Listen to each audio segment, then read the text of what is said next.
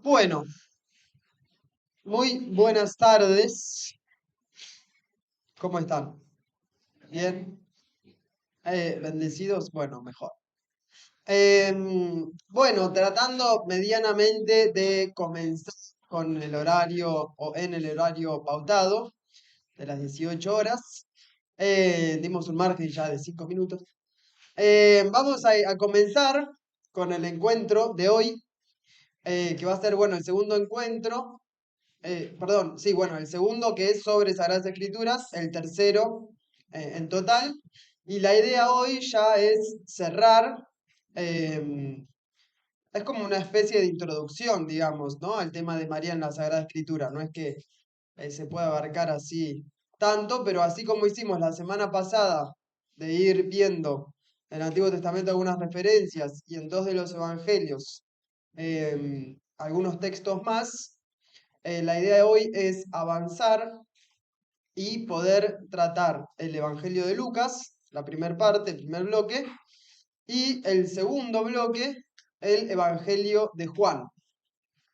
Entonces, antes de entrar y de comenzar, vamos a hacer una oración para comenzar rezando. La semana pasada comenzamos con la misa.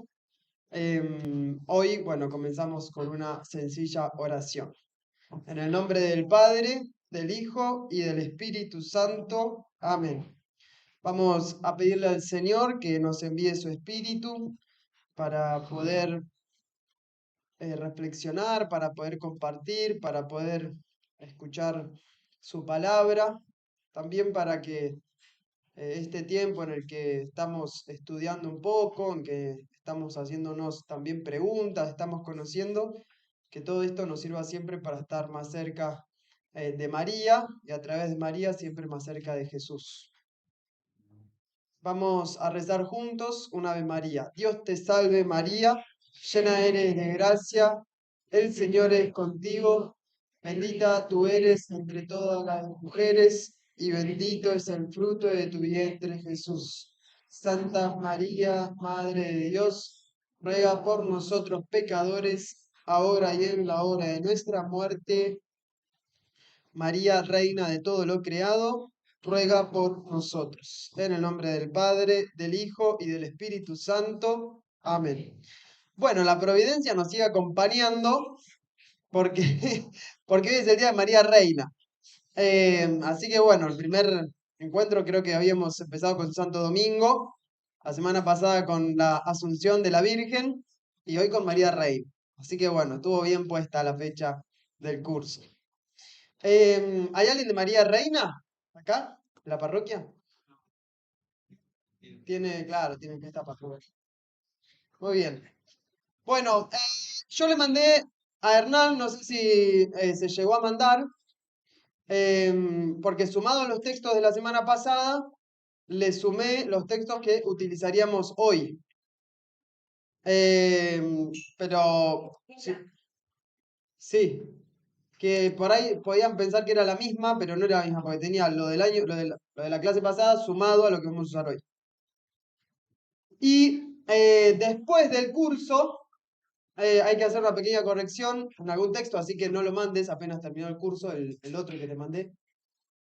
Van a recibir como un subsidio con los textos también, pero con los comentarios que fuimos compartiendo acá, ¿no? Entonces, como el subsidio de los dos encuentros. Está lo básico, no es que está todo, porque hay cosas que van surgiendo acá, pero está como lo básico de los dos encuentros, no solo de los textos, sino también como el comentario de cada cosa. Así que terminada la clase de hoy, probablemente mañana o cuando Hernán pueda, recibirán ese subsidio también. ¿Sí? Bueno, hoy vamos a comenzar entonces con el Evangelio de Lucas. De Lucas. Ya vimos Marcos y Mateo. Hoy vamos a ver Lucas. ¿Se acuerdan que un poco habíamos hablado? Esto está incluido en el subsidio que después van a recibir. Cada evangelio hay que interpretarlo medianamente en el contexto en el que fue escrito y teniendo en cuenta la comunidad hacia la cual está escrito. Entonces, para tener en cuenta en el Evangelio de Lucas, si quieren ya vayan buscando, porque esto no está en los textos que le mandé, vayan buscando el primer capítulo de Lucas, versículo 1.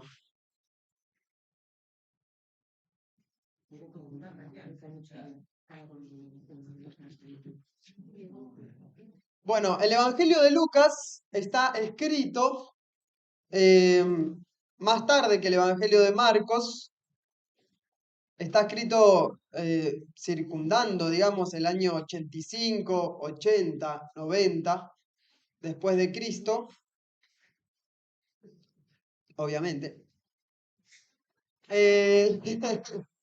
Bien, y tiene algunas particularidades. ¿Cuáles son estas particularidades? Bueno, todo evangelio tiene su particularidad. Primero, que va a ser un autor, Lucas, y ahora lo vamos a ver, que es una persona, digamos, o una comunidad que haya escrito culto, ¿no? Es una persona culta, vamos a ver que pone detalles en cuanto a zonas geográficas, en cuanto a acontecimientos o personas históricas, porque además es el Evangelio que va a tener como la preocupación histórica. O sea, va a ser, a Lucas siempre se lo identificó como con un médico, porque está en el Evangelio de Lucas, donde, bueno, Jesús dice este pasaje ya conocido por nosotros, no son los sanos los que tienen la necesidad del médico, sino los enfermos. Entonces, bueno, en un momento la tradición lo asoció con la medicina, pero por los estudios bíblicos nos damos cuenta que el Evangelio de Lucas tiene una preocupación histórica, ¿no? Entonces vamos a ver quizás datos, fechas que el autor quiere mostrar el contexto en el que ocurrió todo el acontecimiento de Jesús. Otra particular, eso en cuanto por ahí al autor. La comunidad hacia la cual está escrito el Evangelio es una comunidad mixta. ¿Qué quiere decir esto? Que tiene judíos y tiene paganos. O sea, cristianos venidos del judaísmo y cristianos venidos del paganismo. Probablemente situados en la zona de Grecia o Siria. O sea, estamos en esa zona geográfica, ¿no? ¿Cuál es? ¿Por qué hay que tener en cuenta esto? Porque cuando uno lee el Evangelio de Lucas se va a dar cuenta que el Evangelio, así como Mateo, que estaba escrito para judíos, judío-cristianos, todo el tiempo hacía referencia al Antiguo Testamento, para mostrar que el Antiguo Testamento se cumplía en la persona de Jesús, bueno, en Lucas va a tener que tener esta tensión entre mostrar que lo de Jesús es el cumplimiento de lo que está profetizado o anunciado en el Antiguo Testamento, pero también va a tener que mostrar que eso que ocurre en Jesús, a partir de ahí, la salvación se abre hacia toda la humanidad y no queda solo para el pueblo judío. Porque la tensión, ¿cuál era? Que los cristianos venidos del judaísmo, como que tenían esta tensión de la salvación es solo, o Jesús viene solo para el pueblo de Israel. Un poco el evangelio del domingo. Vieron que Jesús dice en un momento, era de Mateo, ¿no? El evangelio, pero Jesús dice, no está bien, o yo he venido a las ovejas perdidas del pueblo de Israel. Bueno, eso es la conciencia judía. Pero por el otro lado, los paganos, ya creyentes en Jesús, que quieren cortar todo vínculo con el origen judío de Jesús. Entonces, ni una ni otra son realmente verdaderas. Entonces, Lucas va a tener que mostrar como esta tensión, que lo que viene del judaísmo se abre hacia toda la humanidad.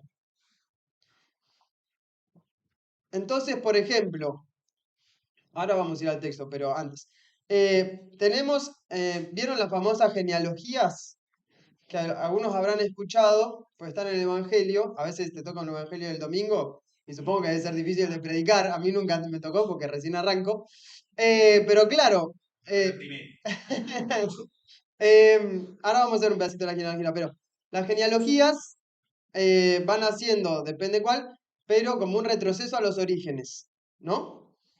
Entonces, el Evangelio de Mateo muestra que Jesús viene de Abraham. Entonces, la genealogía, la última persona que tiene, en cuanto cronológicamente hablando, es la de Abraham. Entonces, quiere mostrar que Jesús tiene origen judío. En Lucas, la última persona va a ser Adán. ¿Por qué? Porque quiere mostrar que Jesús, que su origen es Adán, del cual viene, en sentido teológico, toda la humanidad, no solamente los que son de origen judío. Entonces, en esos detalles se van a ver las diferencias entre uno y otro, que Lucas quiere mostrar que Jesús viene a dar la salvación o a traer la salvación a toda la humanidad. ¿Se comprende ese detalle? Bueno, esto tiene que ver con la comunidad a la cual están escribiendo. Bien, entonces vamos Lucas 1:1 para ver un poquito esto de... ¿Quién quiere leer? Se puede, desde donde está, se puede parar y leer fuerte y escuchamos. Dale. Puesto que muchos han intentado narrar ordenadamente las cosas que se han verificado entre nosotros. Bien, perdón, seguí hasta el 4, versículo 4. Sí, veo. Nos han transmitido los que desde el principio fueron testigos oculares y servidores de la palabra. He decidido, yo también, después de haber investigado diligentemente todo desde los orígenes, escribírtelo por su orden ilustre Teófilo, para que conozcas la solidez de las enseñanzas que has recibido. Bien, entonces, fíjense, Lucas, o el autor, ¿no? Bajo el nombre de Lucas, no fue testigo de lo que, o sea, testigo físico, por así decirlo, de lo que ocurrió con Jesús, sino que va a poner por escrito lo que han recibido de parte de los testigos oculares, o sea, de los que sí vieron a Jesús. El autor no. Entonces, de hecho, acá estamos viendo justamente que lo que recibieron de los testigos oculares, de los que sí vieron a Jesús, lo que recibieron, lo que han estado recibiendo, él lo va a poner ordenadamente para contar de qué se trata esto. ¿Sí? Esta es un poco la intención del Evangelio. Y por último, antes de ya empezar a hablar de María, tanto Lucas como Hechos de los Apóstoles son una sola obra. ¿Sí? Son una sola obra. Después, por la tradición que pusieron el Evangelio de Juan en el medio, quedó separada. Pero Lucas y Hechos de los Apóstoles es la misma obra dirigida a la misma comunidad. Después vamos a ver el principio de Hechos. Son una continuación. O sea, si tendríamos que estudiar como todo esto, tendríamos que leer Lucas y Hechos de corrido. ¿Sí? Bien, y esto tiene sentido porque hay cosas que se entienden casi en paralelo. Bueno, vamos habiendo introducido un poco estas cosas. Vamos a ir entonces a Lucas 1, 26, 26.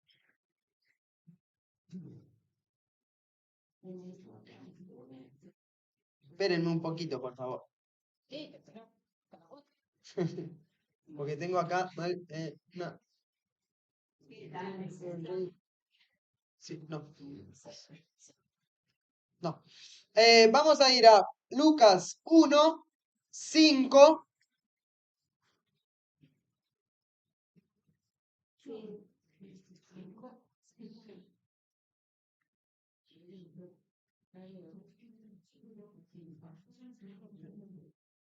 Es mucho, pero si quieren cada uno lo lee, les doy 2 minutitos y cada uno lo lee por su cuenta. Lucas 1, 5. No, 5. Lucas 1, versículo 5. al 25. Bueno, vamos hasta el 25. Vamos, es un fragmento, ¿eh? Así que cada uno les doy 2 minutitos y lo lee por su cuenta.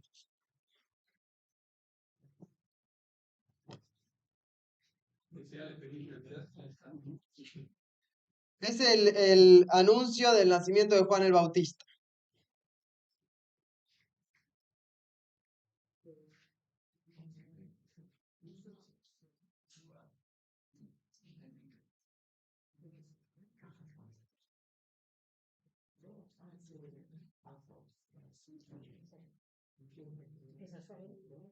Lee cada uno por su cuenta, pero si querés leen acá, pero leen en silencio.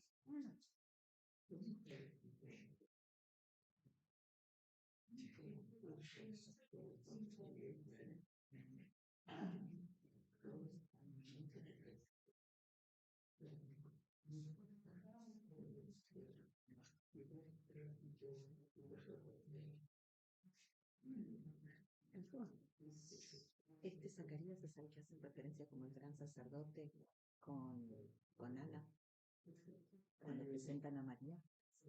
Después vamos. Pero es ese, ¿no? Es ese Zacarías. No, este es ¿vos estás diciendo Simeón? No, Zacarías, el gran Zacarías este es el sacerdote, sacerdote que estaba en cuando le entregan a María al templo de niña, digamos, ¿no? Que le buscan marido. Puede ser que a María, la Virgen María, Claro. puede ser que eso esté en la tradición, o sea, no está en los evangelios. No, lo mandaron en el documento anterior. Cuando habla de Ana. Cuando habla de Ana. Cuando habla de Joaquín y de Ana, padres de María. Claro, que están en los evangelios. Por eso, pero no están en los evangelios. Después de los No, evangelios, pero creo que mandaron antes, por está eso. perfecto. Claro, acordaba de él. No me confundo.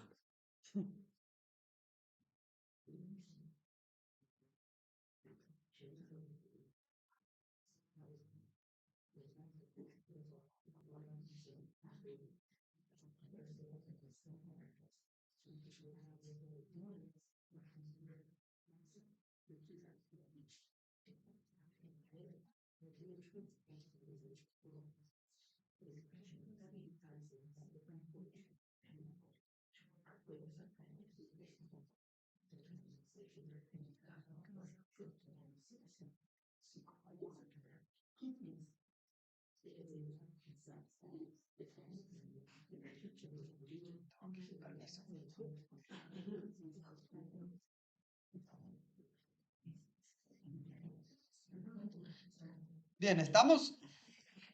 Queda un poquito, perfecto. Un poquito más.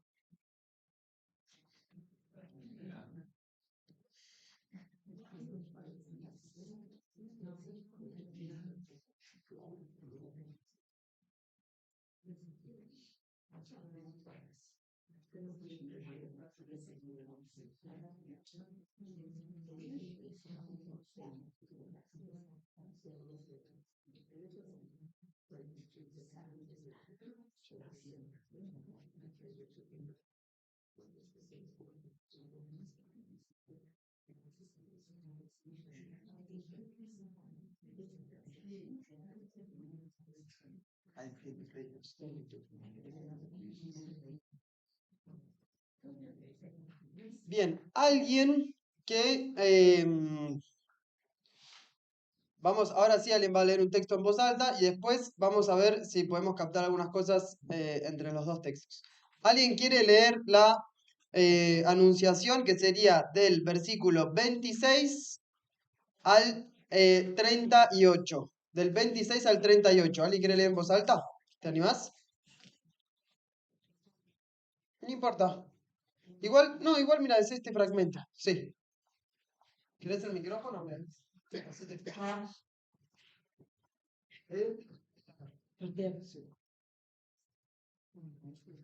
En el sexto mes, el ángel Gabriel fue enviado por Dios a una ciudad de Galilea llamada Nazaret, a una virgen que estaba comprometida con un hombre perteneciente a la familia de David, llamado José. El nombre de la virgen era María. El ángel entró en su casa y la saludó diciendo: Alégrate, llena de gracia, el Señor está contigo. Al oír estas palabras, ella quedó desconcertada y se preguntaba qué podía significar ese saludo. Pero el ángel le dijo: No temas, María, porque Dios te ha favorecido. Concebirás y darás a luz un hijo y le pondrás por nombre Jesús. Él será grande y será llamado Hijo del Altísimo. El Señor Dios le dará el trono de David, su padre, reinará sobre la casa de Jacob para siempre, y su reino no tendrá fin. María dijo al ángel: ¿Cómo puede ser eso si yo no tengo relaciones con ningún hombre? El ángel le respondió: El Espíritu Santo descenderá sobre ti, y el poder del Altísimo te cubrirá con su sombra. Por eso el niño será santo y será llamado Hijo de Dios. También tu pariente Isabel concibió un hijo a pesar de su vejez, y la que era considerada estéril ya se encuentra en su 6º mes, porque no hay nada imposible para Dios. María dijo entonces: Yo soy la servidora del Señor, que se cumpla en mí lo que has dicho. Y el ángel se alejó. Bien, entonces les pregunto, primero, ¿qué similitudes encontramos entre el texto que leyeron ustedes y el texto que leímos recién? Bien, el ángel Gabriel, ¿qué más? Que anunciaba un embarazo. Bien, hay un anuncio. El ángel Gabriel, lo que nos... claro, está el ángel Gabriel y hay un anuncio. ¿Qué más? Y las 2 mujeres, bueno, el primero no. El primero está Zacarías. No es que no tiene dudas, ya era tan viejo que pensó cómo voy a ser papá. Bien, bueno, en este caso, estamos ante una gran diferencia. ¿Por qué digo esto? Porque vamos a ver que en Lucas, ahora lo vemos en el anuncio, pero desde el comienzo del Evangelio va a haber un paralelismo entre la vida de Jesús y la vida de Juan el Bautista. Ya desde el comienzo hay un paralelismo en el anuncio de la venida de ambos. Entonces se va a mantener este paralelismo hasta que se diga que Jesús es el Hijo de Dios. ¿Cuál es la intención de esto? Se va a mostrar la grandeza de Juan el Bautista y la grandeza de Jesús, con la intención que tiene el autor, es como un género literario de la época, digamos, así se presentaba también a los héroes de la época. No se presentaba como diciendo, este es bueno y este es malo, sino para mostrar que alguien era muy bueno, se mostraban en paralelo 2 vidas, hasta que en un momento se mostraba que uno era mejor que el otro, y así se mostraba la grandeza de ese personaje. Acá vamos a ver el paralelo entre la vida de Juan el Bautista y de Jesús, donde Juan el Bautista va a ser un gran personaje, pero donde al final se va a decir, pero el Hijo de Dios es Jesús. Entonces se va a mostrar la grandeza de los dos, pero se va a mostrar que Jesús es más grande que Juan el Bautista. Entonces va a haber todo un paralelismo en los primeros capítulos entre la vida de Jesús y la de Juan, ya desde el anuncio, con similitudes y diferencias. Entonces arrancamos ahora con este evangelio, con este fragmento. Fíjense, es casi como provocador. ¿Por qué? Porque Zacarías, ¿qué función cumple? Es sacerdote, o sea, tiene una función religiosa, también podríamos decir vinculada a cierto prestigio, cierto poder, de la clase sacerdotal, y cuando él está ejerciendo sus funciones, o sea, sabemos que estamos hablando de una persona de fe, se le aparece el ángel. Y dice otra cosa en cuanto a su edad. ¿Qué dice con respecto a la edad suya y la de Isabel? Avanzada. Entonces, tenemos un hombre, sacerdote, persona de fe, que ejerce sus funciones sacerdotales de edad avanzada, o sea, con experiencia ya en lo suyo, al cual se le aparece el ángel enviado por Dios para transmitirle esto que va a suceder, y su respuesta, ¿cuál es? La duda. O sea, no termina de creer, y ahora lo vamos a ver con las preguntas, no termina de creer lo que está sucediendo. Por el otro lado, ¿qué tenemos? Una mujer que evidentemente no ejercía ninguna función sacerdotal porque no podía. Mujer, Su edad, una mujer joven, o sea, inexperimentada, frente a la cual viene también el mismo ángel con un mensaje, y su respuesta, ¿cuál es? Bien, hay un momento en que ambos están desconcertados. Bien, entonces vamos a ver las preguntas que hacen. Vamos a ver las preguntas que hacen. ¿Qué pregunta hace hace Zacarías? ¿Qué pregunta hace Zacarías? Lo pueden leer, ¿eh? Si es de los textos que mandé, mejor, si no, cualquiera. Bien, ¿cómo puedo estar yo? O sea, la pregunta está, digamos, la pregunta está señalando su visión, su fe. O sea, lo que está en duda es su fe. ¿Cuál es la pregunta de María? Entonces, la pregunta no es sobre si ella cree o no. La pregunta es que objetivamente hay cosas que no están cerrando. Entonces, como que le presenta al ángel como diciendo, yo creo, pero mirá que no tengo relaciones con ningún hombre. Entonces, ¿cómo va a suceder esto? No le está diciendo cómo puedo estar segura yo de que esto va a pasar. Eso sí es lo que pregunta Zacarías. Entonces, fíjense la respuesta del ángel frente a la duda de Zacarías sobre su propia fe, o sea, porque lo que Zacarías quiere es comprender él lo que va a suceder y no puede por su falta de fe. Ahí se viene, no quiero decir castigo, pero se viene como este correctivo de quedarse mudo. En cambio, María, que no hace referencia a que ella no lo cree, sino que pone objetivamente las dificultades, el ángel le dice lo que va a suceder, y acá tenemos ya una explicitación, que no lo teníamos en Mateo, de que sobre ella va a descender el Espíritu Santo, o sea, va a ser obra de Dios, y por lo tanto ya vemos reflejada la creencia de la comunidad primitiva sobre la virginidad de María, que hace alusión no tanto a una cuestión biológica, aunque sí, sino a la absoluta o al absoluto protagonismo de la obra de Dios en lo que ella sucede, y por eso desciende el Espíritu. Y María, ¿cuál es la última respuesta de María? Hágase en mí tu palabra. Sí. No es para sonreír, pero sí que estas dos dudas del hombre Zacarías anciano y María joven son dos dudas. Ahora, frente a un tribunal humano, ¿por qué uno viene sancionado como con pena y el otro viene de alguna manera alabado como que era necesaria esa Pero duda? María no duda. Bien, no, está bien la pregunta. Que de hecho son dos dudas. ¿Cómo Sí, puedo ser madre si no tengo relación? Esta es la duda. sí, porque la duda es distinta. Madre a esta edad. Son dos dudas. Inocente. Claro, no, pero vamos, esperen.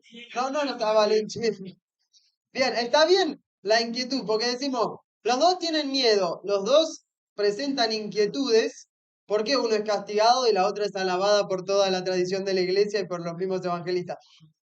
Pobre Zacarías, pero vamos a ver, y por eso, esperen, hablemos de a uno. Juicio, por favor.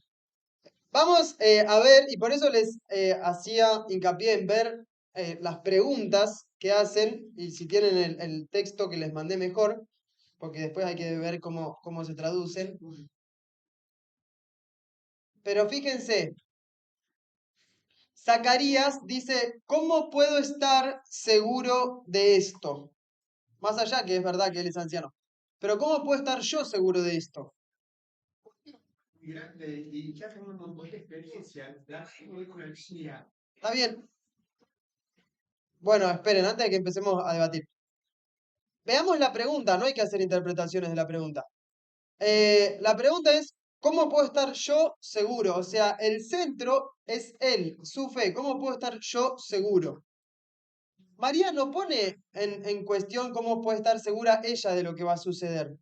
Lo que dice María, o lo que pregunta María es, ¿cómo puede suceder esto si yo no tengo relación con ningún hombre? Entonces, ¿se ve la distinción de decir, ¿cómo puedo estar seguro yo o cómo puede suceder esto?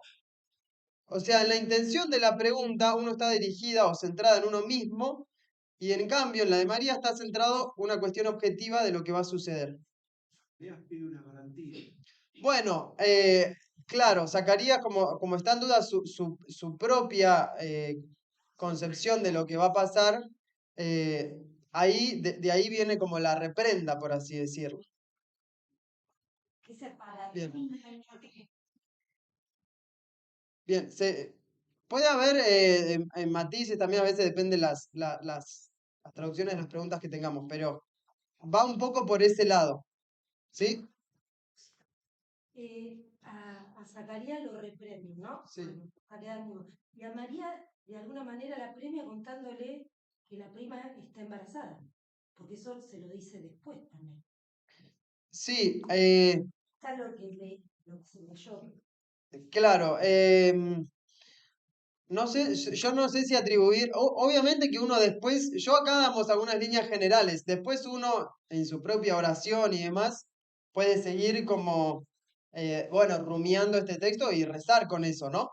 Pero acá como que queremos atenernos hacia porque después es cierto que cada uno, cada cual, en su oración y demás, como que bueno, va a ir gustando y descubriendo distintas cosas. Pero acá como que intentamos dar a una cosa más general y después cada uno, eso le servirá para su propia cuestión. Creo que hay que diferenciar también en qué conocería, dice acá en esta traducción, la Biblia de Jerusalén. Sí. O sea, qué pruebas. Zacarías. Pero María, viendo la sumisión de la mujer de aquella época, por eso también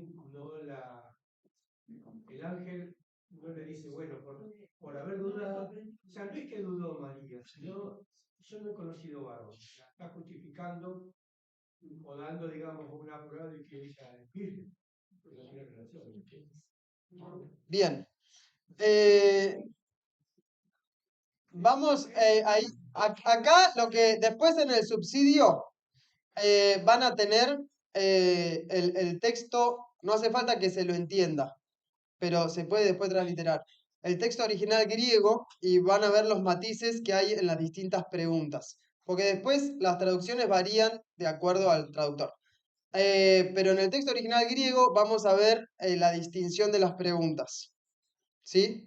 Que bueno, no tiene tanto sentido traerlo ahora porque vamos a ir avanzando sobre otras escenas. Pero cada escena, cuando hay así matices pequeños en su lenguaje original, por ahí queda mejor expresada la diferencia. Sí, El abogado del diablo, que en este caso soy yo, sí, por favor. hace una comparación entre las dos dudas. Exacto. Los dos dudan de sí mismos. Eso quiero subrayar nada más. Bueno, no vamos a entrar acá en debates. ¿Bien? Porque está muy bien. A ver, primero que está muy bien que, que no vengan como con una actitud de escucho y solo repito lo que escucho. Está bueno hacer preguntas porque es más entretenido para todos. Y por eso aclaro que el matiz se entiende después cuando veamos el texto que después lo van a tener en el subsidio. ¿Sí? Bien. Y lo que ella dijo. Sí. Espera que allá levantaron la mano. Tengo que... Digo o no, Sí. los dos lo que tienen en común, que los dos evidentemente temían, porque lo primero que les dijo el ángel, No teman. Exacto. Por eso hay similitudes y hay diferencias. O sea, va a haber ambas cosas, porque es un paralelo. Sí. Para mí tiene mucho que ver también, muy cortito, es que yo como hombre grande me encuentro con una persona que me dice, che, mañana pasá por casa que te doy 100 lucas, me barré la vereda. Yo voy a dudar por la experiencia que tengo de vida. Zacarías tenía un montón de experiencia de vida que podía hacerle dudar más que María, que era una niña. Está bien, pero ahí ya estamos. Está bien, pero estamos. Hay distintos planos. Entonces, esperen. Estamos tratando de mantenernos en el plano del texto. Sí, sí, sí. Poder. creo que la interpretación va de acuerdo a justamente lo que hablaste de vida. Un sacerdote anciano que tiene un montón de experiencia, como dice el Señor, frente a una niña virgen que se le aparece un ángel y le está planteando otra cosa. Está La bien. situación es diferente cronológicamente. Está bien. Igual lo que después nos van a ver, ya con esto cierro, porque ya son casi menos cuarto, chicos, y tenemos que empatar. Pero yo no pensé que esto iba a ser tan. Después en el subsidio lo van a recibir. A lo que me quiero detener es a las preguntas. Después. Porque las preguntas del texto vienen de ellos, no lo estamos inventando nosotros. Entonces, y no lo estamos interpretando. Después, cómo cada uno lo interpreta personalmente, le va a servir a la vida personal de cada uno. Pero en este plano donde queremos atenernos al texto, después vamos a ver, si hoy no quedó claro, después vamos a ver en el subsidio que por ahí haciendo algún matiz o profundizando un poco más sobre el texto, eso nos va a ayudar. ¿Sí? Pero bueno, quédense con la pregunta y después cuando lean el subsidio, ojalá les sirva. Ahora yo, Y si no, chicos, no sé, hacemos lo que podemos. Cuasi historiador viste, iglesia que perseguía a los herejes, mataba. Acá, dale media hora más. Bien, no, vamos a la próxima escena. Bien, entonces. Bien. Entonces, María responde, vamos a la respuesta, y esto después lo van a recibir también, lo tengo acá en el subsidio. Quiere salir del campo. María va a responder una respuesta que es muy común en el pueblo de Israel durante el Antiguo Testamento, que es, hágase en mí según tu palabra, o muchas veces el pueblo de Dios, por ejemplo, en el Sinaí, o en otros momentos en el libro de Josué, después tienen las citas también, pero responden diciendo, por ejemplo, en el Éxodo, en el Sinaí, el pueblo, frente a la alianza, responde, haremos cuanto el Señor ha dicho. En Josué, el pueblo responde, serviremos al Señor Dios nuestro. Y en el libro de Esdras dice, haremos lo que tú dices. Entonces, María no inventa su respuesta. Lo que se está mostrando acá es que en la respuesta de María, y de hecho también lo van a ver, algunos interpretan esta escena como una nueva alianza, ¿sí? Como una nueva alianza entre Dios y la humanidad por medio de María. Y María que responde en el lugar del pueblo de Israel. Por eso cuando un judío escucha de María, hágase en mí según tu palabra, eso le va a hacer resonar las veces que el pueblo de Israel contestó al Señor, haremos lo que tú dices o haremos según tu palabra, demás. Sí, después tienen las citas, pero para que se comprenda que las palabras de María son las de una mujer israelita, ¿no? Una mujer judía, y para que lo escucha, tiene esta resonancia del pueblo obedeciendo al Señor. Entonces María está, de algún modo, en representación del pueblo judío, con la diferencia que el pueblo judío fue infiel infinidad de veces, y María se va a mantener como la mujer fiel a la promesa del Señor. ¿Sí? Bien. Seguimos. Perdón que mire el reloj. Vamos a ir ahora a Lucas 1, 39, 45, que es la visita de María a Isabel.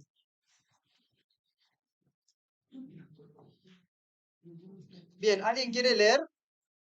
Dale. Fuerte, así. Si querés parate y mirá para allá para que tu voz salga para allá. En aquellos días, María partió y fue sin demora a un pueblo de la montaña de Judá. Entró en la casa de Zacarías y saludó a Isabel. Apenas ésta oyó el saludo de María, el niño saltó de alegría en su seno. E Isabel, llena del Espíritu Santo, exclamó: Tú eres bendita entre todas las mujeres, y bendito es el fruto de tu vientre. ¿Quién soy yo para que la madre de mi Señor venga a visitarme? Apenas oí tu saludo, el niño saltó de alegría en mi seno. feliz de ti, por haber creído que se cumplirá lo que te fue anunciado de parte del Señor. Bien, entonces lo que quiero que veamos acá es que el saludo de Isabel a María, primero que después en el subsidio también van a tener que hay un paralelismo con el relato del Arca de la Alianza, pero no me quiero meter en eso porque tendríamos que seguir rondeando textos del Antiguo Testamento, pero en el subsidio lo tienen después. Lo que sí quiero que veamos es que Isabel, el saludo que le hace a María, algunos ven acá ya casi un texto, esto lo mencionó Hernán el primer día, un texto cuasi litúrgico. ¿En qué sentido? Que ya hay títulos que se le da a María, no la recibe de cualquier forma. Entonces, en boca de Isabel, de algún modo, esto que venimos diciendo, está la concepción que la comunidad primitiva ya va teniendo con más años, a diferencia del Evangelio de Marcos, con más años de reflexión y de la fe vivida de lo que María representa. Entonces, fíjense los títulos que le da Isabel. Bendita entre todas las mujeres. Después le dice, Madre de mi Señor. El título Madre de Dios, acá estoy diciendo Madre de mi Señor, que es distinto, pero el título de María, Madre de Dios, es uno de los títulos más antiguos en la fe cristiana. De hecho, el título ya aparece ya cerca de los años del siglo, finales del siglo II, principios del siglo III, ya hay escritos, claro, del Teotocos, María, Madre de Dios. ¿No? Entonces, fíjense que acá Isabel le está diciendo Madre de mi Señor. Entonces, en Isabel ya está esta concepción de que María es verdadera madre del Señor, de Dios. ¿No? Y después le termina diciendo, feliz de ti porque has creído. Entonces, bueno, de alguna manera ya ven estos tres títulos, es casi una escena litúrgica, ¿no? Como, ¿por qué litúrgica? Bueno, por la solemnidad de los títulos que Isabel ya le concede a María. No estamos hablando de cualquier texto. A veces, fíjense, cuando empezamos a leer Lucas, la intención de Lucas es recopilar lo que anda dando vueltas y ponerlo ordenadamente para mostrar lo que sucedió con Jesús. Bueno, probablemente haya textos litúrgicos que ya estaban en la comunidad cristiana y que Lucas los toma para ponerlos ordenadamente en el Evangelio. El tercer, vos dijiste que había tres títulos. El tercero es bendito es el fruto de tu vientre. Bendita, bendita entre todas las mujeres. Después, Madre de mi Señor. Y después, feliz de ti porque has creído. Feliz. Sí. Igual lo tienen después en el subsidio.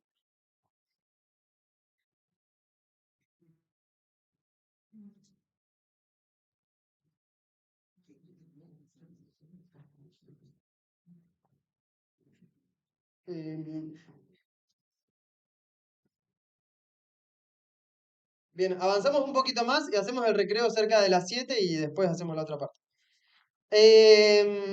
Vamos entonces ahora a el Magnificat,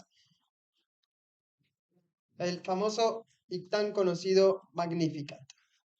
¿Quién quiere leer? ¿Alguien? A ver, vamos a alguien más del centro, así se van repartiendo las voces. María dijo entonces, mi alma canta la grandeza del Señor, y mi espíritu se estremece de gozo en Dios, mi Salvador, porque Él miró con bondad la pequeñez de su servidora. En adelante, todas las generaciones me llamarán feliz, porque el Todopoderoso ha hecho en mí grandes cosas. Bien, te interrumpo hasta ahí. El Magnífica está dividido en dos, así en líneas generales. Lo que acabamos de leer habla de lo que el Señor ha hecho en María. O sea, María está hablando más a modo personal. ¿Sí? Ven que dice, mi alma canta, mi espíritu se estremece en Dios mi Salvador, porque miró la pequeñez de su servidor. Bien, ahora va a empezar a hablar de que, o a describir cómo es este Dios que la eligió a ella para hacer grandes cosas. Dale. Su nombre es santo. Su misericordia se extiende de generación en generación sobre aquellos que lo temen. Desplegó la fuerza de su brazo, dispersó a los soberbios de corazón. Derribó a los poderosos de su trono y elevó a los humildes. Colmó de bienes a los hambrientos y despidió a los ricos con las manos vacías. Socorrió a Israel, su servidor, acordándose de su misericordia. Como lo había prometido a nuestros padres, en favor de Abraham y su descendencia para siempre. María permaneció con Isabel unos 3 meses y luego regresó a su casa. Bien, gracias. Entonces María va, primero que vemos como esta división entre lo primero que María habla sobre lo que Dios hace en ella y después a partir de eso describe cómo es este Dios y las cosas que ha hecho a lo largo también de la historia del pueblo de Israel. Un detalle que también podemos ver, o otra línea de lectura, es que María va de la pequeñez a la grandeza, o sea, de su pequeñez a la grandeza de Dios, ¿no? Y esto es importante porque en la comunidad de Lucas, o sea, la comunidad a la cual Lucas escribe, los que estudian más profundamente, entienden que es una comunidad en donde también hay desigualdades sociales. Lucas es el evangelio más social, por así decirlo. Entonces, un detalle sencillo, pero que todos conocemos. Las bienaventuranzas. Mateo dice, felices los pobres de espíritu. Y Lucas dice, felices los pobres. ¿Por qué? Porque Lucas le está hablando a pobres materiales. Mateo no estaba este problema de la desigualdad. En Lucas sí. Entonces, este detalle es importante porque imagínense o pensemos una comunidad donde algunos se sienten pequeños, humildes y pobres, que puedan ver y escuchar que el Señor eligió a una mujer humilde y pobre para hacer grandes cosas. Entonces, no es lo mismo quién lo está escuchando. ¿Se entiende? Entonces, cuando ven, si bien acá el término pobre o pequeña también tiene un trasfondo bíblico en el Antiguo Testamento, que son los pobres de Yahvé, que es mucho más que los pobres materiales. Pero Lucas sí tiene un sentido más social en este sentido. Y por eso entonces la famosa discusión, ¿de qué está hablando la bienaventuranza? ¿De la pobreza de espíritu o la pobreza material? Y depende de qué evangelio agarremos. Entonces, tomar uno y dejar otro es dejar el mensaje del evangelio por la mitad. Entonces, de nada nos sirve ser pobre de una manera y no serlo de otra. Son las dos cosas, porque son dos evangelios que apuntan a cosas distintas. ¿Se entiende? Entonces, cada evangelio se entiende en su contexto. Y también esta dimensión de la pequeñez y la pobreza de María no sería, digamos, tan fuerte si no estuviese siendo escuchada por una comunidad que también se siente en el lugar de María. Bueno, nos tocaron la campana. Así que hacemos un ratito de recreo y seguimos.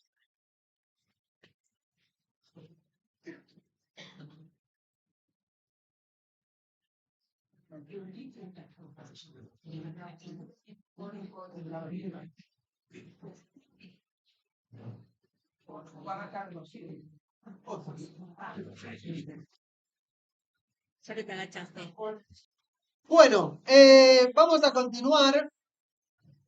Juicio. Continúo, no vamos a ir al texto, así pasamos a Hechos de los Apóstoles, pero después tenemos la escena donde van a presentar a Jesús en el templo, cumpliendo con los preceptos judíos. Y Simeón le va a adelantar, entre otras cosas, a María que una espada le va a atravesar el corazón. ¿Qué se nos viene inmediatamente a la cabeza?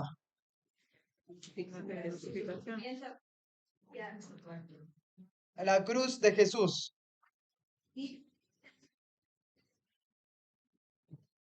También. Bien, a todos se nos viene más o menos el tema de la cruz cuando María le dice una espada te va a atravesar el corazón. Bien, vayan al momento de la crucifixión en Lucas, busquen. Busquen la crucifixión en Lucas. Busquen la crucifixión en Lucas. Y fíjense dónde está María. Busquen en Lucas.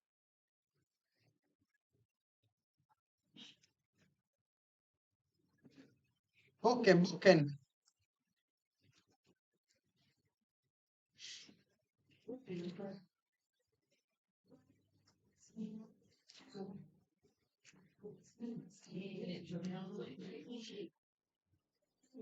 La crucifixión está en el capítulo 23. Busquen dónde está María en la crucifixión.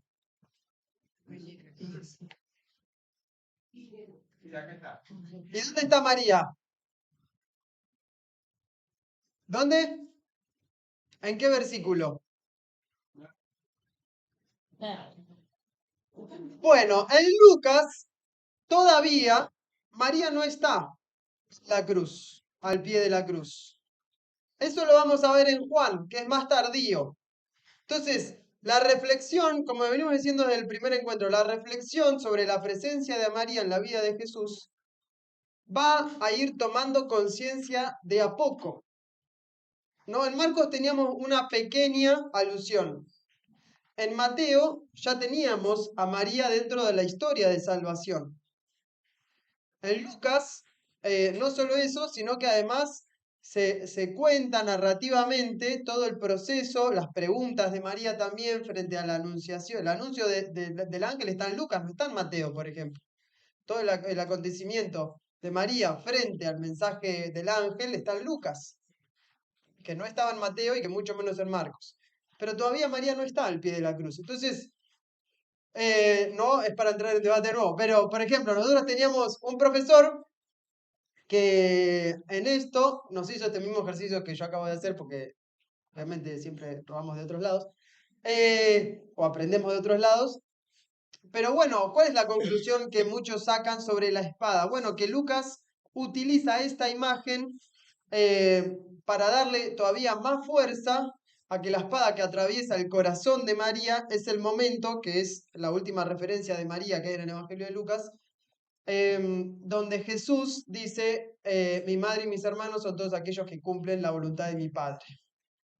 Entonces, la espada que le atraviesa el corazón a María le pone todavía más fuerza a ese momento en que María deja de ser solamente la madre de Jesús para hacer esta transición a ser no solo la madre de su hijo y ver que su hijo también viene a salvar no solo a ella, sino a toda la humanidad. Y además que ella tiene que hacer la transición a ser también discípula de su hijo, que es el Señor, ¿no? Entonces, bueno, esto es para que veamos que cada texto vale la pena primero interpretarlo dentro de su propio evangelio. Obviamente que después la tradición, y esto está bien, la tradición después toma esa imagen de la espada en el corazón de María para hacer alusión a la cruz, y obviamente que es válido.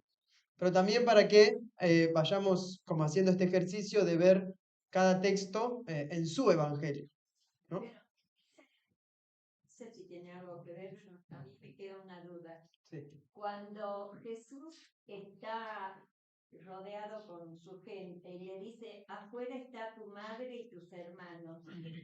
Y él dice, mi madre y mis hermanos son los que están acá. ¿Es espiritualmente?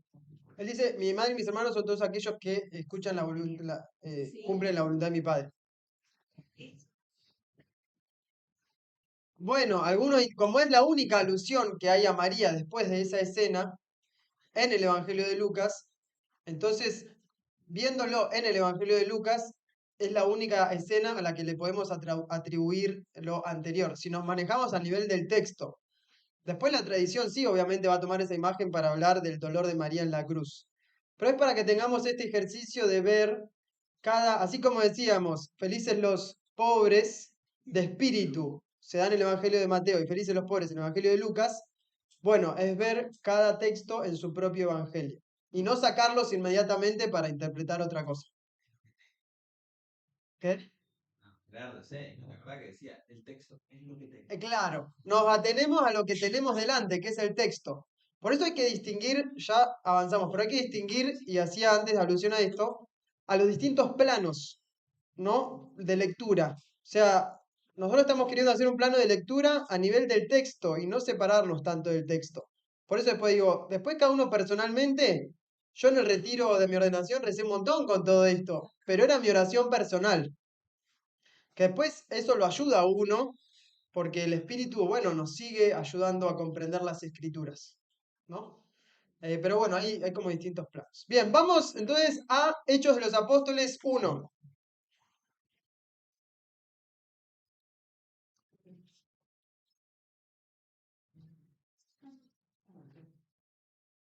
Y vamos a ir primero a los versículos 12 al 14. 1, 12, 14.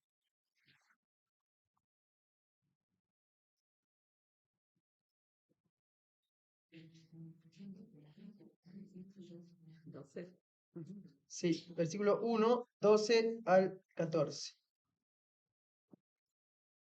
Bien, ¿quién quiere leer? ¿Voluntario? ¿Voluntaria? Dale.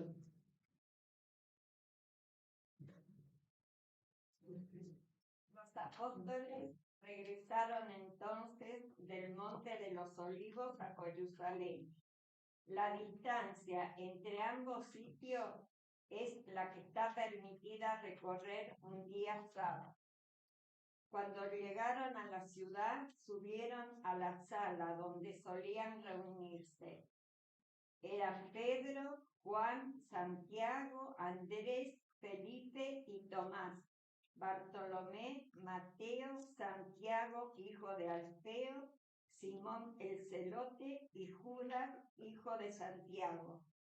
Todos ellos, íntimamente unidos, se dedicaban a la oración, en compañía de algunas mujeres, de María, la madre de Jesús, y de sus hermanos.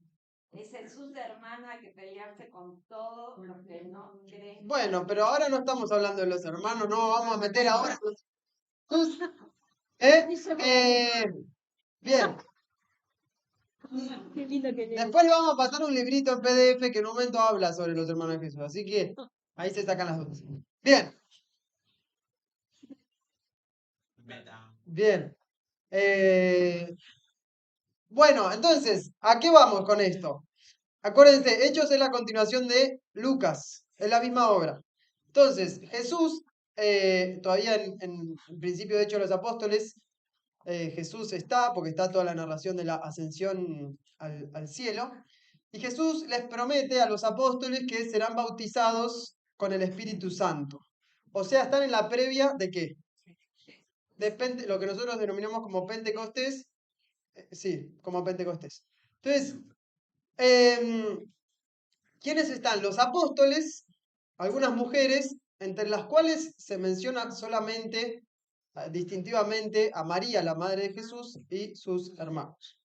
¿Qué podemos ver acá? ¿Quién es? Bueno, es obvia la respuesta, pero ¿quién es la única figura que vemos en el comienzo de Hechos y que está en el comienzo del Evangelio, de todos estos? María. Entonces, María es la que le da continuidad a los acontecimientos que están antes de Jesús, porque ella está antes de Jesús, y lo que sucede después de Jesús, porque ella está después de Jesús. Entonces, María de algún modo une ambos tiempos. Ahora, en esta comunidad de apóstoles, de mujeres, dentro de la cual está María y que están unidos en oración, hay una sola persona que tiene la experiencia de lo que Jesús les acaba de prometer. Jesús les prometió la venida del Espíritu. Y María es la única que tiene experiencia de la espera de la venida del Espíritu cuando el ángel se lo había anunciado. Entonces están en oración en torno a María y la única que tiene experiencia de lo que va a suceder es María, porque ya descendió sobre ella el Espíritu Santo en el comienzo del Evangelio y va a descender ahora el Espíritu Santo sobre la comunidad que está reunida. Entonces fíjense la figura central que tiene María en la comunidad, que es la única que ya tiene esta experiencia del Espíritu, tanto de la espera, porque hay que saber esperar, como también del acontecimiento en sí de la venida del Espíritu sobre sí mismo. La única que tiene experiencia en esto es María. Incluso más que los apóstoles, más que los discípulos, más que todo, es María.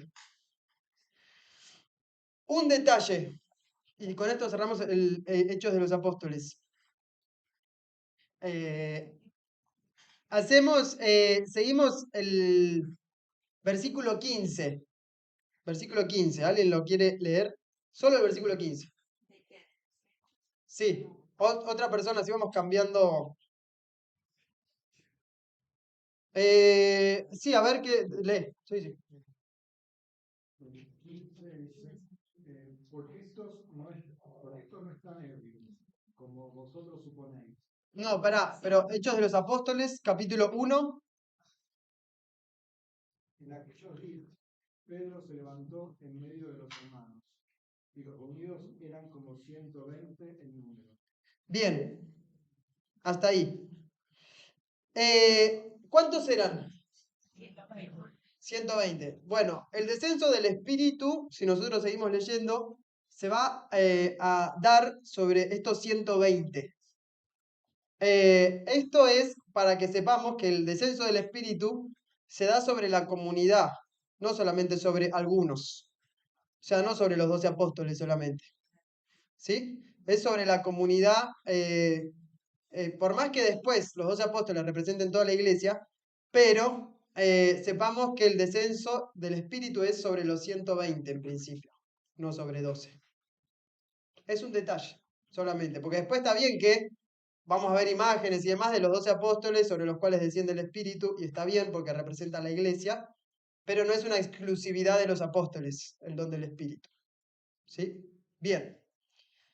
Cerramos Lucas y Hechos, vamos al Evangelio de Juan.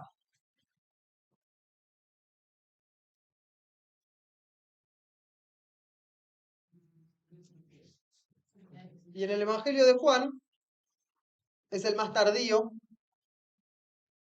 estamos rondando el año 100, algunos lo ponen en el año 90, otros ya lo extienden hasta el 120.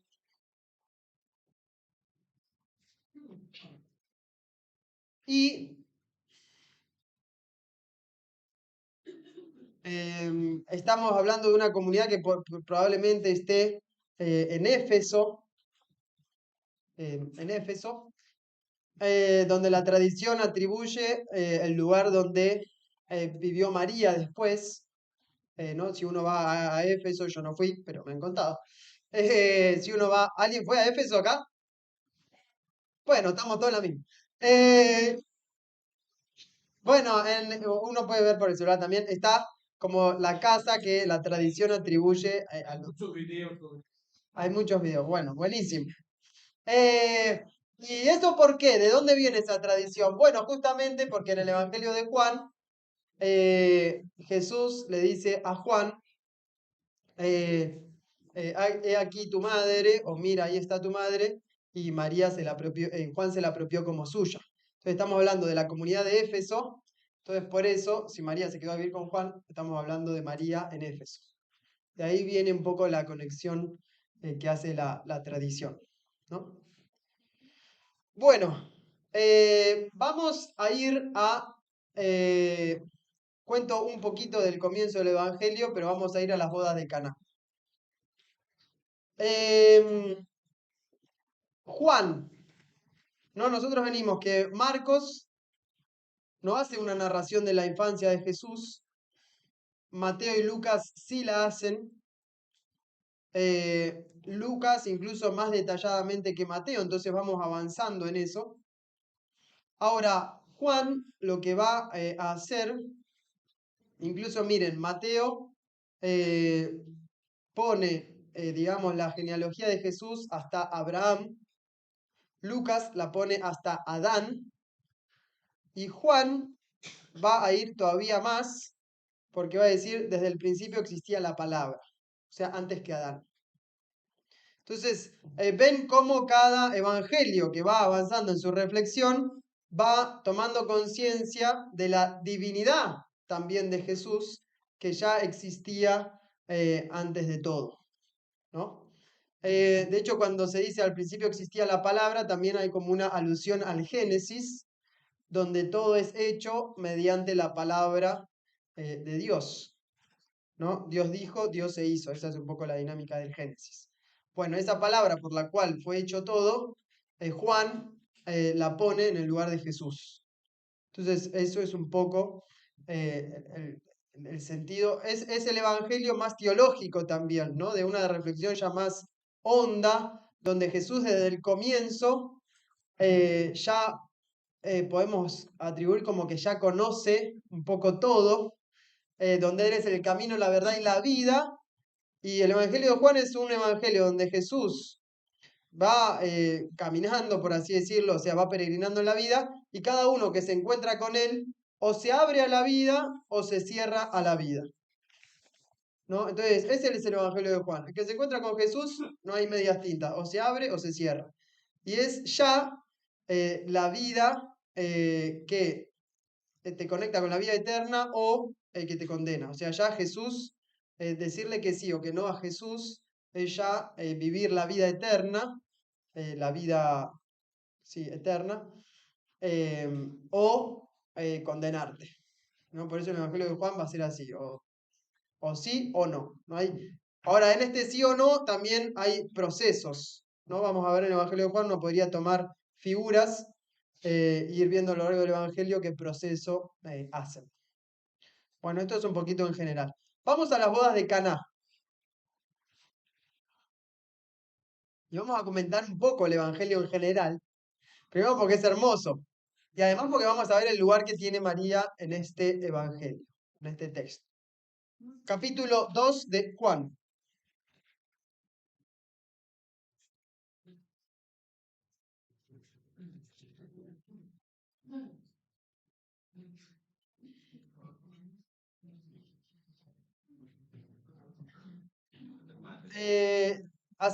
Vamos a hacer este ejercicio nuevo. 2 minutitos y cada uno lee la boda de Caná.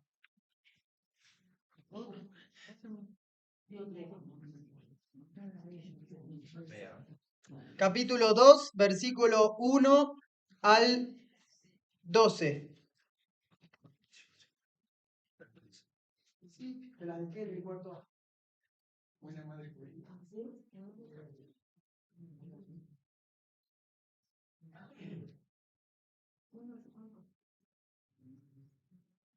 Tenemos que ver nosotros.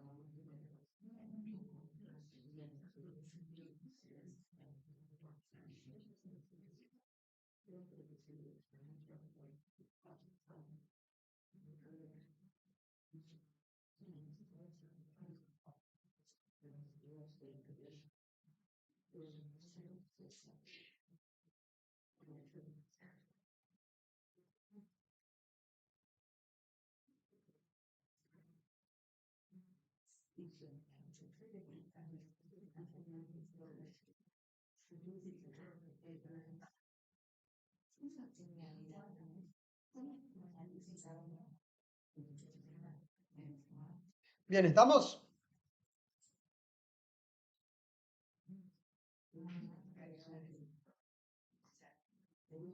¿Cómo comienza? ¿Con qué? A los 3 días o 3 días después. Bien, 3 días después o al tercer día. Nada de lo que está en el Evangelio de Juan es casualidad. Entonces, ¿qué alusión les hace al tercer día? Bien, la Pascua. Algo va a suceder.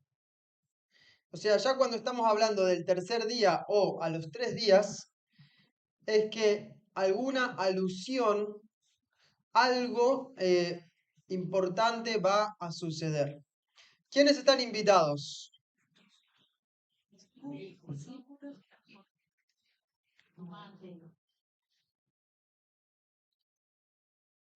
Bien. La principal o la que primero aparece es María. Al principio está María. Y después como que a Jesús y a los discípulos casi que los pone como en un segundo lugar. ¿No? Exacto. Entonces, ¿qué es? ¿A dónde asisten? A una boda. ¿Cuáles son los novios? No habla de los novios. ¿Qué pasó con el vino? Bueno, estamos frente a una boda extraña. Porque asisten a una boda donde no hay novios y donde no hay vino. O hay vino pero se termina. Novios hay, el sobrenombre. ¿Cómo? Hay novio. Pero de nuevo, nos atribuimos a lo que el texto dice. Si el texto no lo dice, es por alguna razón no lo dice. Entonces, estamos en una boda donde no hay novios, donde se termina el vino, que va a acontecer al tercer día. Entonces, alguna otra lectura, más allá de la lectura propia, digamos, narrativa, hay detrás de esta escena. Y esto sucede mucho en el Evangelio de Juan. Que además de la lectura narrativa, hay lecturas simbólicas. Entonces, ¿qué es? Como adelantando un poco el final, ¿no? Pero, ¿entre quién es esta boda? ¿Quiénes son quiénes son los que se van a casar? Jesús y el pueblo de Dios. O sea, estamos frente a la nueva alianza. Esta es después San Pablo va a decir, bueno, esta es mi sangre, lo decimos en la misa, pero estamos frente a una nueva alianza. Entonces el Evangelio comienza con una boda que va a poner a Jesús, por así decirlo, como en el lugar del que ofrece la nueva alianza. Entonces, no hay novios, pero hay una boda y hay una lectura simbólica de lo que la boda puede llegar a ser. Bien, entonces, vamos de a poco. Bien, faltaba vino. Entonces, la madre, ¿qué le dice? No tienen vino. ¿Qué cosa rara ven entre María y Jesús? La madre le contó. A la madre no le importó mucho lo que le dijo el hijo. Bien. Bien, la madre muestra lo que falta. La madre de Jesús señala a Jesús lo que falta. No tienen vino. Jesús respondió, mujer, ¿qué tenemos que ver nosotros? Mi hora no ha llegado todavía. La hora, la famosa hora, durante el Evangelio de Juan, vamos a ver reiteradas veces que se habla de la hora. La hora hace alusión a la revelación de Jesús como el Señor, ¿no? Y de hecho en el capítulo 13, cuando ya entramos en la última cena, habiendo amado a los suyos, antes de decir habiendo amado a los suyos, habla del cumplimiento de la hora. Entonces, si uno va viendo a qué se va refiriendo la hora, bueno, hace referencia al momento de revelación de Jesús como lo que Él es. Por eso en el Evangelio de Juan, la gloria y el sufrimiento de la cruz no se van a separar. O sea, Jesús va a mostrar su gloria en la cruz. A diferencia, por ejemplo, de Marcos, que Jesús era un Jesús eh, más sufriente o que padece. Bueno, en Juan, Jesús, por ejemplo, Jesús, que son los textos que usamos para el Vía Crucis, Jesús va a tomar él la cruz. Nadie le va a tirar a Jesús la cruz encima, por así decirlo. La toma él, la cruz. Porque a Jesús nadie en el Evangelio de Juan le dice lo que tiene que hacer, porque él es el Señor. Entonces, salvo la madre. Eh, bueno, entonces, está bien, pero digo, esto es algo propio del Evangelio de Juan, que en el Evangelio de Juan, hasta en la misma crucifixión, nada de lo que sucede sin que Jesús lo quiera hacer, porque él nunca deja de ser el Señor en Juan. Bien, no ha llegado mi hora todavía, pero su madre dijo a los sirvientes, todo lo que él les diga. No le escuchó, no le importaba. Había unas 6 tinajas de piedra destinadas a los ritos de purificación. Entonces, esto lo habrán escuchado, pero en las fiestas judías había tinajas de agua, porque estaban los ritos de purificación, donde vos te lavabas las manos, antes, por ejemplo, de comenzar a comer o de entrar en la fiesta, en un sentido literal, para lavarte las manos, pero también en un sentido de pureza espiritual, por así decirlo, ¿no? Entonces, Jesús, y esto como ya adelantándolo, pero va a convertir o va a traer el mejor de los vinos del peor de las aguas. Porque son las aguas donde uno se purifica de lo sucio, no solo a nivel literal de mugre, sino también de lo sucio en cuanto a lo que puede haber de pecado. Entonces, de la peor de las aguas, Jesús va a traer el mejor de los vinos. Bueno, uno puede rezar con esto después, ¿no? Pero bueno, esto es así. Bien. Me interesa. ¿Estás por hacer una pregunta? Ah, pensé que estaba. No, porque en serio, ya, bueno, hemos charlado. Bien. Saquen, había allí 6 tinajas de piedra destinadas a la purificación de los ritos, que contenían unos 100 litros cada una.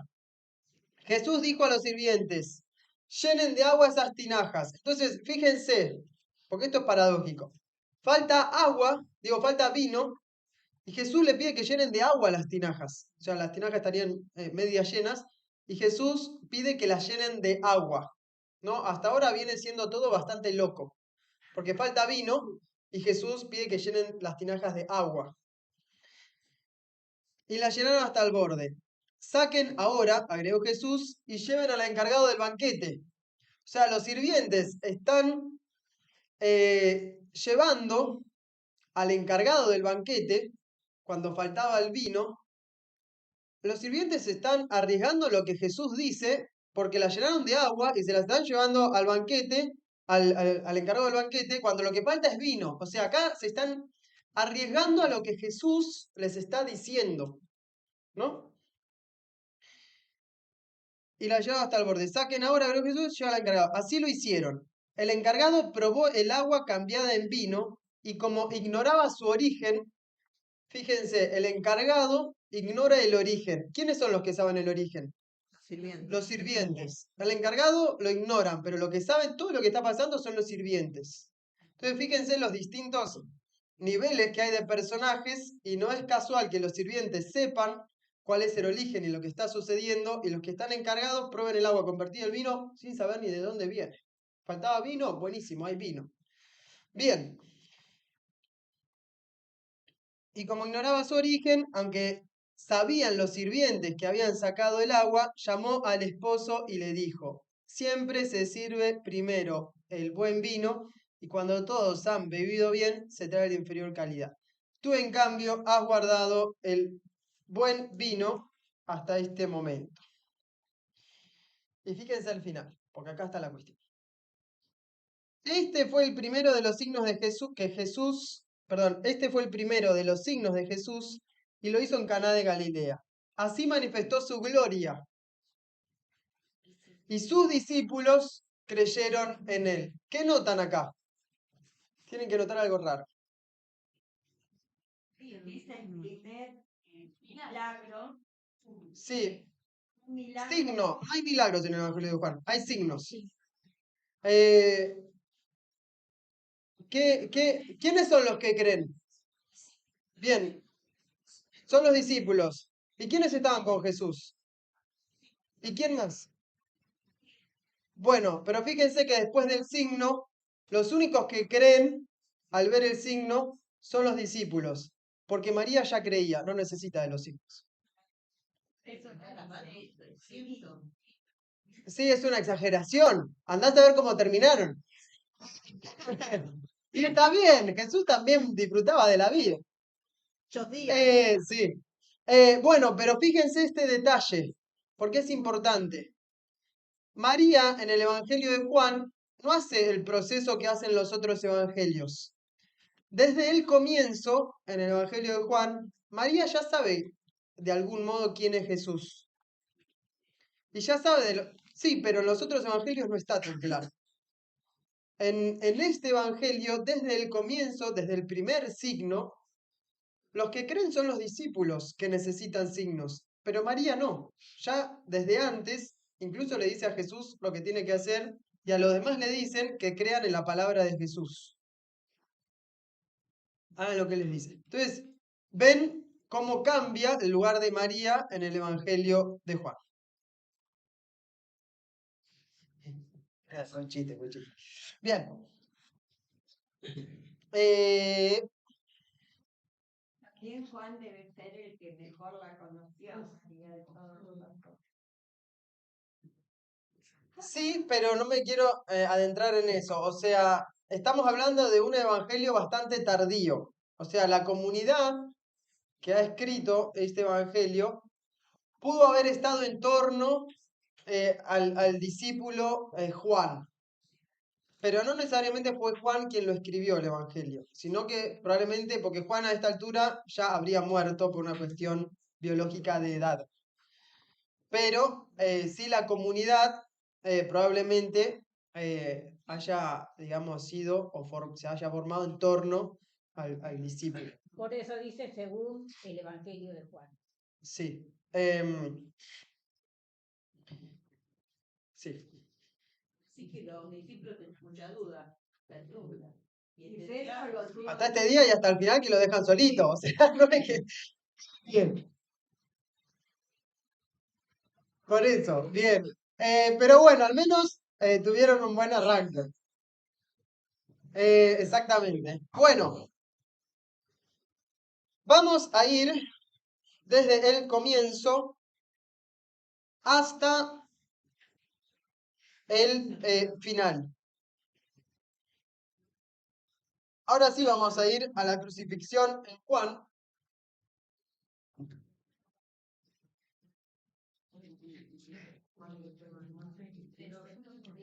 Vamos a ir a Juan 19.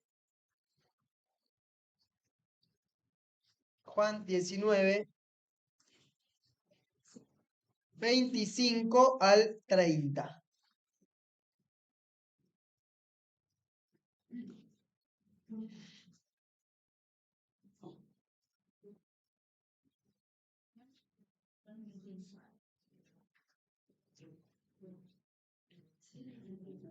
Bien, ¿quién quiere leer? Dale.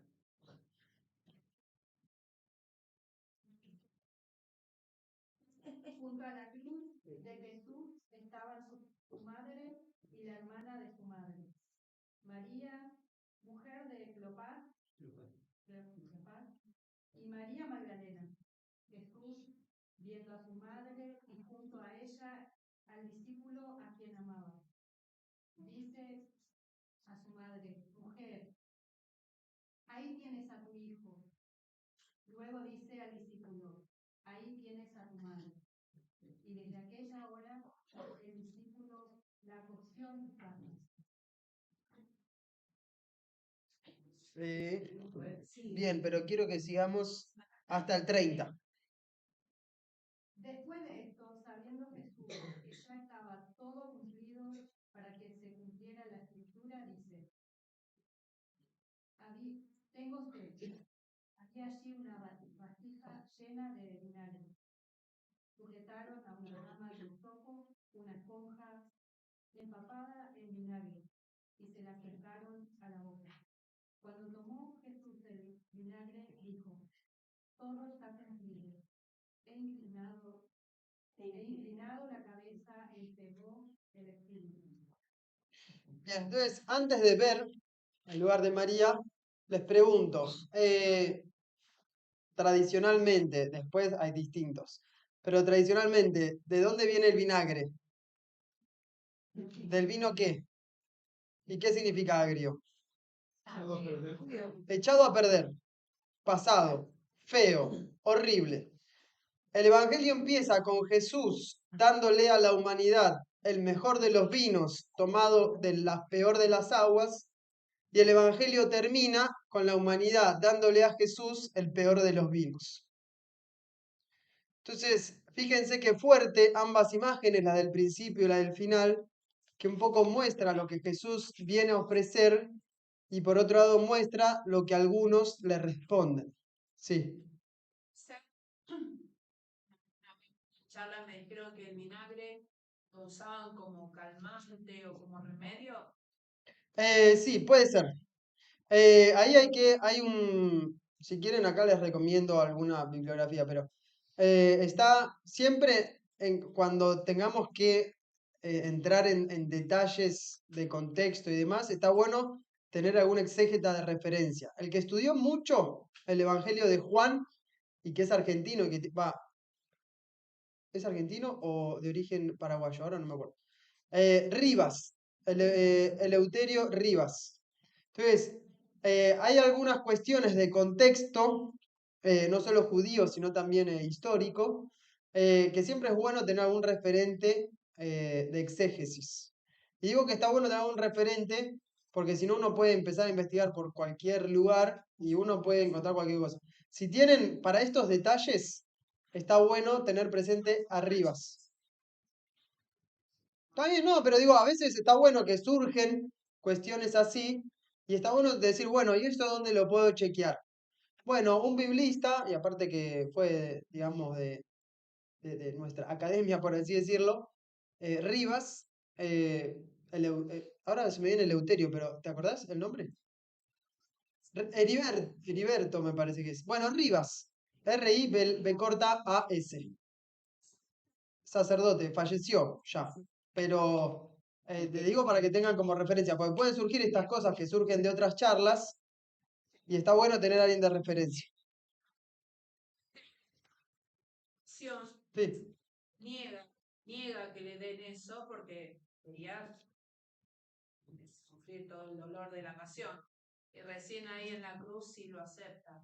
Sí, algunos, igual depende cómo interpretes, porque si el vino te ayuda como calmante, entonces, por ejemplo, nosotros cuando vimos el Evangelio de Juan, el profesor hacía alusión, y un poco basado en Rivas, porque Rivas esto lo explica, que le están haciendo a Jesús la muerte más tardía. O sea, están ayudando a que se muera despacio y que sufra más. Entonces, por eso está bueno tener estas referencias y Rivas un poco explica en ese sentido, que es de donde nosotros estudiamos. Pato, en las Biblias del pueblo de Dios, por lo menos al principio hace referencia a los textos, quién revisa los textos, Sí, quién los está aprueba, Rivas. y está el presbítero Luis Heriberto Rivas. Heriberto, bien. Bueno, entonces vemos, ahora sí está María al pie de la cruz. Y acá también voy a seguir a nuestro profesor. Que ustedes lo habrán escuchado en charlas, de hecho vino el sínodo, que es Gerardo Soding. No sé si alguna vez los habrán escuchado nombrar o no, pero bueno, también es un referente en estas cuestiones, de hecho él es profesor de San Juan. Y acá, él cuando va al texto griego, ¿qué pasa? La palabra o el verbo mirar, vieron que nosotros lo usamos y tiene el mismo sentido. Nosotros lo usamos como para tener cuidado, o sea, mirá que algo va a pasar, mirá. Por ahí no lo tenemos tan incorporado, pero en el texto griego, cada vez que se usa el verbo mirar, También a veces se traduce como he aquí o mira aquí. Por eso cuando dice aquí tienes a tu hijo, otros traducen mira a tu hijo, María mira a tu hijo, y a Juan le dice mira a tu madre. Entonces, ¿por qué digo esto? Porque él ve acá o enseña acá como el Pentecostés en Juan, donde Jesús desde la cruz mira hacia abajo y le dice a María que mire a Juan y le dice a Juan que mire a María, y cuando ellos se están mirando, Jesús inclina la cabeza, o sea que queda mirando hacia ellos, y inclina la cabeza y entrega su espíritu, lo cual es paradójico, porque en realidad nadie, si entregar el espíritu haría alusión a la muerte, primero una persona se muere y después inclina la cabeza, fisiológicamente hablando. No sé si hay algún profesor acá, pero él nos explicaba, y esto me encantó, y por eso se los comparto muy sencillamente y aclaro que es de él. Pero es muy lindo porque él explicaba y decía, una persona que se está muriendo hasta último momento va a estar haciendo todo lo posible por seguir respirando. Nadie entrega su espíritu y después muere, por así decirlo. Bueno, acá sí. Jesús inclina la cabeza, mira hacia abajo, donde están María y donde están Juan, que se están mirando, y a ellos les entrega el espíritu. Entonces, así como Jesús en Juan, la gloria se manifiesta en la cruz, también en la cruz, donde Jesús está manifestando la gloria, entrega su espíritu, y podemos ver en Juan el acontecimiento de Pentecostés en el medio de la crucifixión. Por eso digo que Juan es el que mayor sentido teológico tiene de los 4 evangelios. Bien, esto después lo tienen en el subsidio, obviamente. Está acá el subsidio, ¿no? Parece que... Ah, no, bueno, hago un subsidio, me refiero a una hoja donde está escrito, nadie me paga, chicos, por esto. No me paga el Estado por darle clases a ustedes. Ya se pensaban que terminaba con un subsidio para cada uno. Bueno. Bien,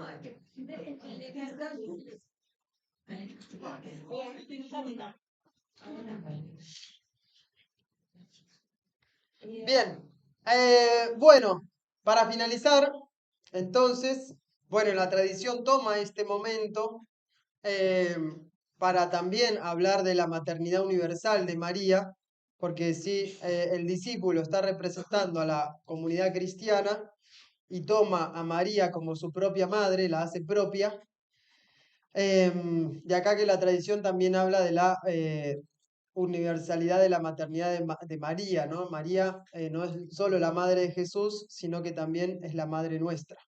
Y así también lo vio la primera comunidad cristiana, ¿no? Desde los primeros tiempos.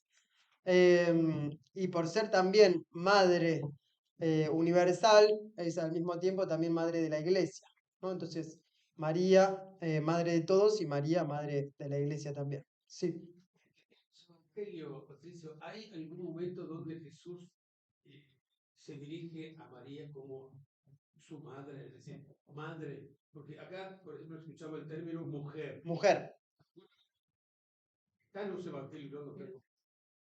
Eh, Momento donde él dice, mi madre mía, no lo sé, algo así. Está bien. Ahora sí pensando en voz alta, no es que... Pero yo entiendo, vos me podés ayudar, pero yo entiendo que no. Cuando, o sea, sí, más bien se hace, sí, como leímos en los evangelios aparece María como la madre de Jesús, de eso no hay duda. Pero en el relato que tenemos de Juan, yo no entré en eso, pero al principio, cuando tenemos el prólogo de Juan, y esto también lo estudiamos cuando veíamos San Juan, Se dice que se habla de, voy a ir al prólogo del Evangelio de Juan, pero se dice que los que recibieron o los que se abrieron a la palabra, no se los reveló ni la carne ni la sangre. Entonces, cuando Jesús, en vez de dirigirse a María como madre, le dice mujer, es porque también está saliendo del vínculo maternal hijo, del vínculo de la carne y de la sangre, para mostrar que los que conocen y los que reciben la palabra, no se los reveló ni la carne ni la sangre. De hecho, el Evangelio de Juan, en el prólogo, En las notas también lo aclaro. dice acá, pero todos los que la recibieron, a los que creen en su nombre, les dio el poder de llegar a ser hijos de Dios. Ellos no nacieron de la sangre ni por obra de la carne, ni de la voluntad del hombre, sino que fueron engendrados por Dios. Entonces Jesús toma distancia como del vínculo carnal, también porque el prólogo de Juan ya nos anticipó esto. ¿No vimos el pasaje del Evangelio de Lucas cuando cuenta la anécdota de que Jesús se pierde a los 12 años? Sí. No, no sé si está en el subsidio. Puede ser que no lo haya tomado.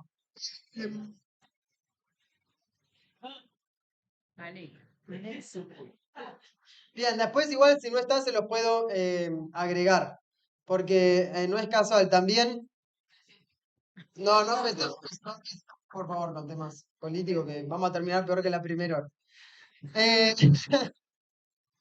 Em, Tengo algo sobre ese pasaje que ahora no quiero inventar porque puede ser que me mezcle.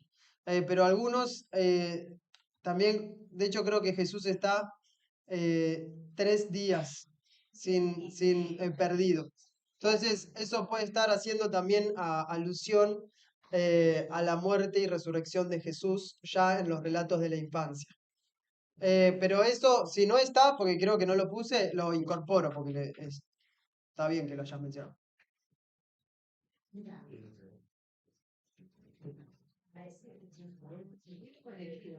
Sí.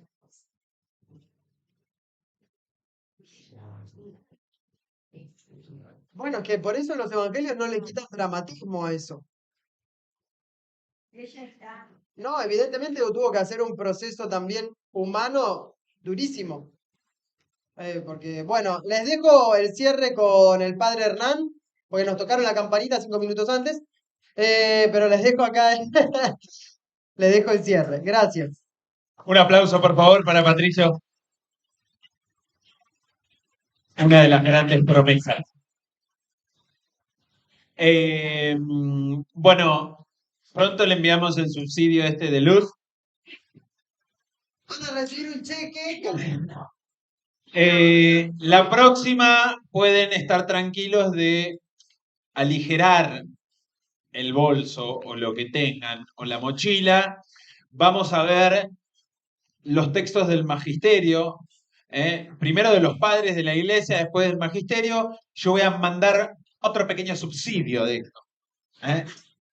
Así que no sé si lo van a imprimir o no, porque es bastante largo. Igual vieron que yo preparo esos perfectos PowerPoint que se ve todo.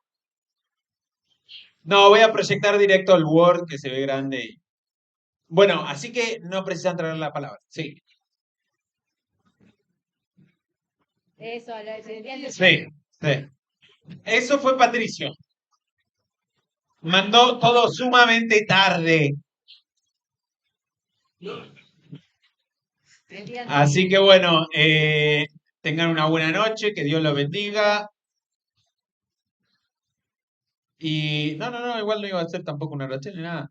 Ave María Purísima. Bueno, muy bien. Nos vemos la próxima entonces. Vamos a meternos en la tradición y en el magisterio de la Iglesia, magisterio universal. Ganas de aprender, de compartir.